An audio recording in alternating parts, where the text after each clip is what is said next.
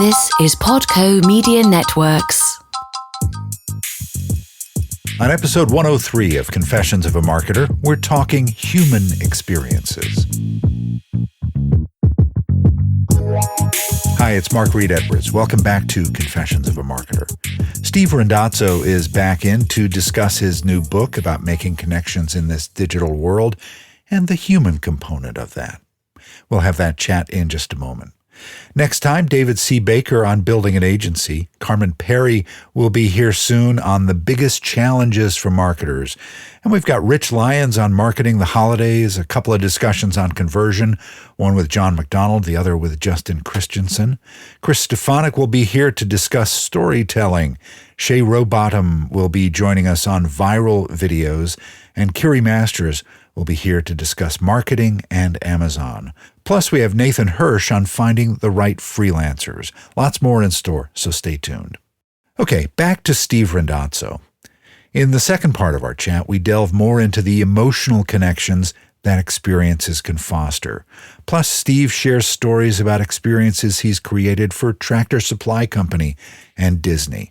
Sure, it's about emotion, as we said last time, but there's a science to making an experience magical. Plus, we look at the future of experiences with AR, VR, and all of that. So let's get to it. How do you create a memorable experience, and how can a company make something memorable in a good way, hopefully, that people take with them? Yeah, well, the best way to become memorable in our world is to have your audience experience your product or service in a memorable way.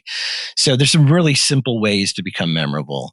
We have a program in the field. It's actually in the field right now. It's been in the field for 5 years with a company called Tractor Supply Company. They're a retailer with about 1,800 stores nationwide. And the whole goal of the program is to show the consumers that Tractor's culture is all about that life out here type of lifestyle. And so we have fun games, and we go to large fairs and festivals, and these games are all in tandem with their culture. So it's all about that lifestyle of life out here. The people are out, they've got animals, and they may have an acre, or they may have 100 acres, or whatever it happens to be. But the experience becomes memorable because we have opportunities for the consumer to capture the memories. So we have a couple photo opportunities the consumers can share either digitally, and we also print out copies that we know end up on the refrigerator at home. And then those digital copies, they go on Facebook, showing everybody the experience they have, or that picture is emailed to grandma or friends, showing the kids having a great time at the Tractor Supply Company event. And so right, we're making memories, and we're helping consumers to capture those memories. At a concert, concerts are so huge right now for our industry. And some brands are doing a great job with them, and some brands aren't. But a brand can make a concert memorable by doing more than just putting up a banner or showing that, they're sponsoring the event. And this is true to any of the sponsorships out there, whether it's a sporting event or a concert or whatever, but you really need to bring your brand to life and build a connection between your brand and either the sports team or the band in the concert example. And you have to build that connection in a creative way. So, maybe it's a customized t-shirt, or maybe it's a photo op like I explained with Tractor, or maybe there's a fun way to listen to music. There's a lot of ways that you can build that connection, which will build that memory. But just having a flat banner or a flat ad at a venue isn't going to create a memory. It's not going to be memorable. People probably aren't going to remember that they saw your logo. You go to a sporting event, and let's take hockey and look around a rink in hockey. And you did have to bring up hockey, didn't you? Well, you are in Boston, I am in St. Louis, so I think it's a great topic. But think about it. So we both watched the Stanley Cup Championship. Do you remember any of the logos that were on the sideboards of either of the rinks? I mean, it just becomes clutter. And Yeah, there's so many of them and we just, that it doesn't. again, it's science. Our brain just tunes those messages out. All we care about are the players, and we're focused on those. And that game's so fast, you can't see the logos as they're skating by anyway. Right. But those marketers who are doing live events inside or outside those venues have a great opportunity to create a memory, to create something that's memorable, to stand out in the crowd. But you have to bring your brand to life. You can't just passively put out a flat ad at a venue and expect there to be engagement or expect it to build your brand.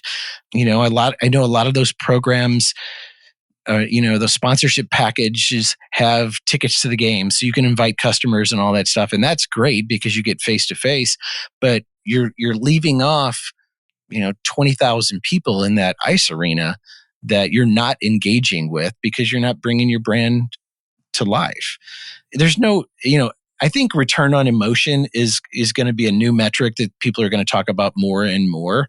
And I think, I think there's something real there, and I think there's something really valuable there, and we just have to figure out how to measure that. But return on emotion is, I think, it's going to be a new buzzword in the next few years. In fact, people are talking about it now, but I think it's really going to be hot over the next year or two.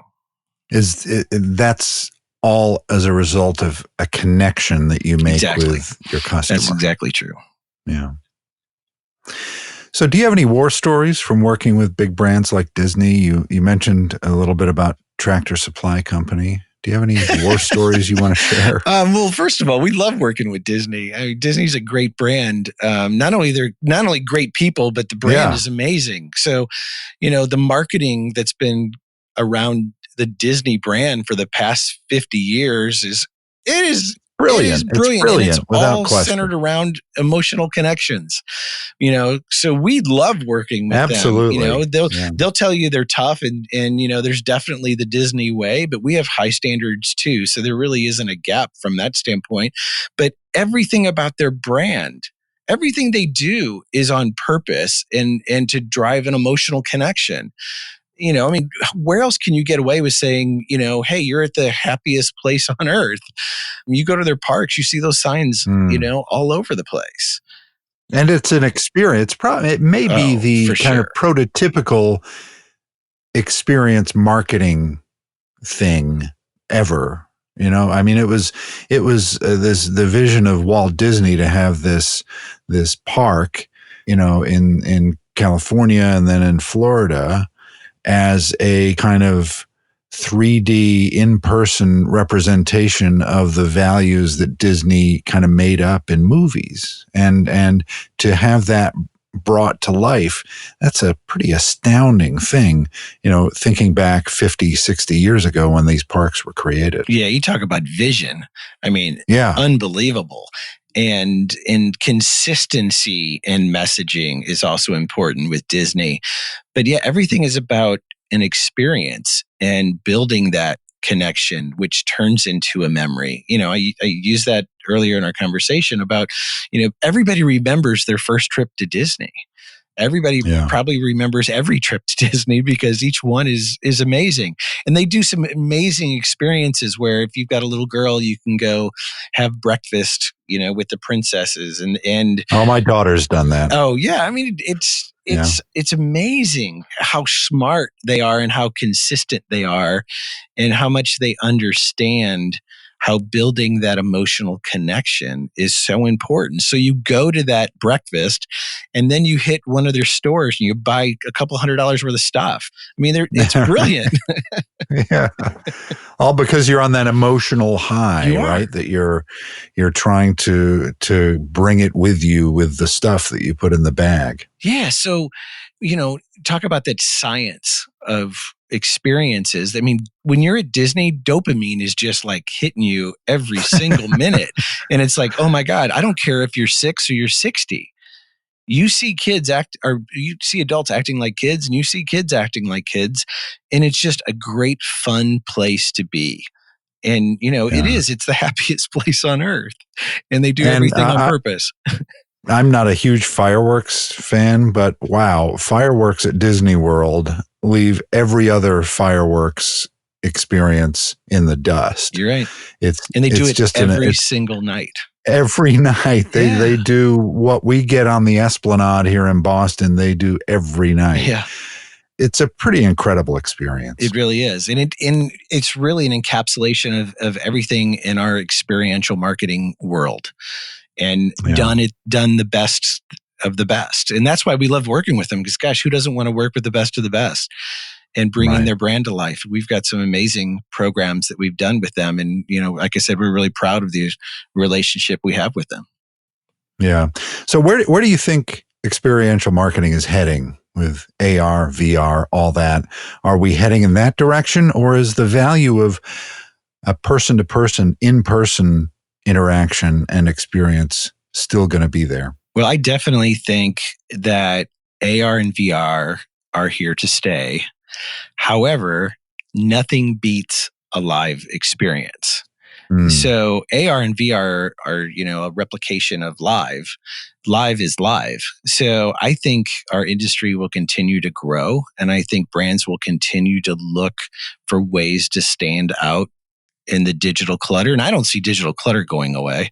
So, humans need to be face to face. 20 years ago, we all communicated differently than we do today. The way our kids communicate are completely different than the way we did when we were their age. I really believe to stand out, you have to get human to human. You have to get face to face. And, messages on flat surfaces have their place for some brands, but most are just adding to the clutter. And when I talk about flat surfaces, I'm talking about, like we talked about, the inside the sports arenas, or on that computer that we all have in our pocket every day, or the laptop, or wherever we're getting our messaging. There's a ton of clutter there, and it's hard to stand out on a flat billboard. So the best experiences are live and human to human. And, I think our industry is going to continue to grow. There are brands in our industry, there's brands that we work with that 10 years ago, I would have never put on a list of brands that I thought would be in our industry. So our industry is growing. And I think as long as consumers are going to want to look for experiences, and all the research shows that experiences are what's driving the economy right now, I think as long as that continues, I think there's going to continue to be growth in our industry. Now, I do think that there is going to be some balancing. And I think maybe that's part of the reason our industry is growing is because there is a need for balance, where people get tired of looking at their phones or staring at their computers, and they need to get out and they need to go find an experience. And the beauty of our industry is they opt in on their own. So, we don't have any pop-up ads that, you can click and skip and all of that. When we have an experience out in the marketplace, consumers decide whether or not they're going to opt in or not. And once they opt in, they don't even realize they're part of a marketing initiative. They just feel like they have the opportunity to have some entertainment or to have an experience. And I think that's a reason why brands are seeing so much success in our industry, is because consumers don't look at it as a sales call. It's so much softer than that. It's, hey, come over here and check this out. And because they opt in, their mind is open. And so when their mind is open, the conversation is so much better. A great example is my wife and I just walked into Sam's Club on Monday night, and there's a guy there selling cable. And we're there to buy food, and he's trying to sell us cable. Well, he's at the wrong place, talking to us at the wrong time. It's like, can I ask you a question? It's like, well, yeah, what do you want? Well, who's your cable provider? It's like, really? I'm here to buy some meat and some water and some cheese, and I'm not here to buy cable. You're hitting me at the wrong. My brain is not here. It's not ready to accept this. So it's just being at the wrong place at the wrong time. But when you're at the right place at the right time, and the consumers get to opt in, or the B2B customer has the opportunity to opt in, it's so much cleaner, and the engagement's so much better, and the results are so much better. And I think because of that, I think experiential marketing is going to continue to grow. We've grown over the last 10 years, the last 3 to 5 years have been amazing growth. I just think the industry is going to continue because humans need to engage with humans. Yeah, and it is all about that engagement, that connection that a person can make with a brand that makes them loyal and excited about being part of it. Yeah, and we talk about loyalty as like the second best level you can have in a relationship if you're a brand. Loyalty is good, but loyalty usually means that, the consumer buys your product maybe 3 of the 10 times they buy in that category. Right. What we strive for is fanatics. So the great example I have is we just had an experience at the All-Star game up in Cleveland, and that whole week before the All-Star game. And it just hit me. It's like, wow, there's fanatics everywhere here. Everybody had a logo on. Everybody had their favorite team. Everybody is fanatical about baseball, who is there. And that's the level that we strive for with our clients and trying to get their products to that fanatical level. So, I think people show that they're fanatics by what they wear, their hats, their shirts, their shoes, whatever that happens to be. But you also see it popping up on the back of laptops or on a backpack or even on cars. So people are showing what they're fanatical about. They're displaying that in interesting ways these days. And that's the holy grail. That's that's where you want to be because, there are no Bruins fans who are Blues fans, and there's no Blues fans who are Bruins fans. They're fanatical to their team within that sport, and there's no spillover. So loyalty is good, no doubt about it. It's great to have loyal customers, but fanatical customers will tell friends and family, and consumers trust that over anything else. I mean, unfortunately, there's a lot of distrust in brand marketing, and there's nothing but trust in consumer to consumer word of mouth marketing. Right. Very interesting perspective, Steve. I really appreciate you joining me here on Confessions of a Marketer. I can't wait to get this out and in the ears of my listeners. Oh, I've had a lot of fun, Mark. I could talk about this for years. I mean, it's obviously it's a subject that I'm very passionate about. I love to see the tangible results we're able to get for our clients. I've been in this business. I've owned this company now for 24 years. I've been doing this for almost 30. I still love what I do. It's still a lot of fun. I have a lot of passion for it. It's becoming more and more scientific, which I think only helps the industry. And with all the clutter out there, there's more and more brands that are trying to stay out in front and cut through that clutter. And that's just good for everybody. Well, thanks so much for being here. It was a lot of fun. Thank you. I appreciate it, Mark. Great time spending with you today. All right. Next time, David C. Baker on agency building. So stay with us. This episode of Confessions of a Marketer was written, produced, and edited by yours truly. T. Jordan of A-Class Productions wrote the theme music. Confessions of a Marketer is a trademark of Podco Media Networks, Inc., and this episode is copyright 2019. I'm Mark Reed Edwards. See you next time.